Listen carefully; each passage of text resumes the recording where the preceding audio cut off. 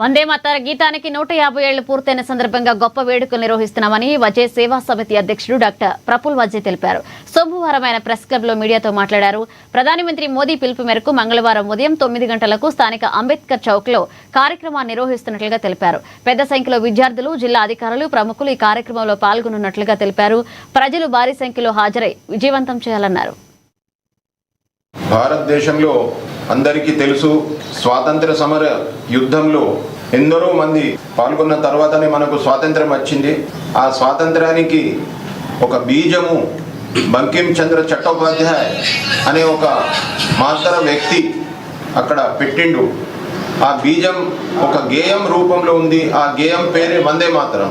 ఈ వందే మాతరం ఊపుతో దేశమంతటా ఈ స్వాతంత్రోద్యమంలో ఎందరో మంది ఆ వందే మాతరం గీతాన్ని పాడి ఉత్సాహాన్ని నింపి మన దేశానికి స్వాతంత్రం తీసుకొచ్చి మనకు పెట్టారు.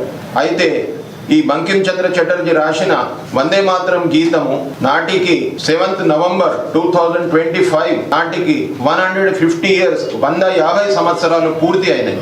అయితే మన ప్రియతమ ప్రధాని నరేంద్ర మోదీ గారు దేశమంతటా ఈ 150వ జయంతి వందే మాతరం గేయ జయంతి మీరు అందరూ కూడా మరి సెలబ్రేట్ చేసుకోవాలని పిలుపు మేరకు డాక్టర్ హెచ్వి వజే సేవా సమితి రేపు అంటే 24th మార్చ్ ప్రొద్దున గీత ఆలాపన కార్యక్రమంని పాల్గొని ఆ కార్యక్రమం విజయవంతం చేయాలని మేమందరికీ పిలుపునిస్తున్నాము. రేపు 9 గంటలకు